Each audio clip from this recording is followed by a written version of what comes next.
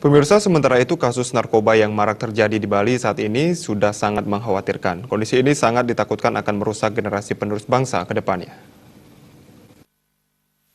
Berbicara mengenai kasus narkoba di Indonesia, tentu tidak akan ada habisnya.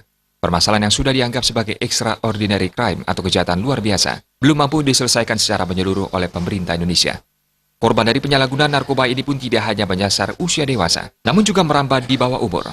Kondisi ini jika dibiarkan terus, tentu akan menghancurkan negara Republik Indonesia. Kasus yang baru-baru ini mencuat, yakni oknum Wakil Ketua DPRD Bali yang tersandung kasus narkoba, kembali membuat citra buruk pejabat daerah di mata rakyat. Berbagai kalangan masyarakat pun sangat kecewa dengan kasus narkoba yang terjadi di Bali saat ini, dan dinilai sudah sangat mengkhawatirkan. Sebagai pejabat negara, tentunya para wakil rakyat sudah mengetahui bahaya narkoba dan akan merusak generasi muda. Itu kembali sebenarnya tergantung pada individu sendiri sebenarnya. Kalau mereka sebagai anggota dewan, pastinya sudah tahu apa itu narkoba. Itu sudah memang betul-betul dilarang oleh bangsa ya. Dan satu sisi narkoba itu adalah betul-betul merusak generasi. Nah, yang itu apalagi sekarang lagi tengah-tengah hangatnya berita tentang Dewan Perwakilan Rakyat yang sedang tertangkap atau terciduk masalah narkoba.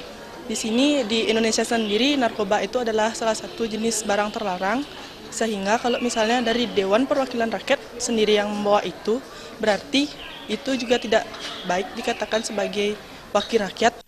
Saya sebagai generasi muda, sepantasnya sebagai wakil DPRD, seharusnya beliau bisa memberikan contoh yang baik, karena kita generasi muda patut ditanamkan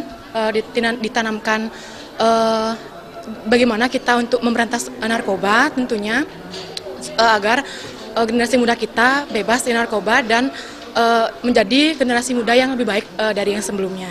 Sebagai masyarakat pun berpendapat sangat susah apabila peredaran narkoba saat ini bisa diberantas karena sudah sangat berakar di masyarakat Indonesia.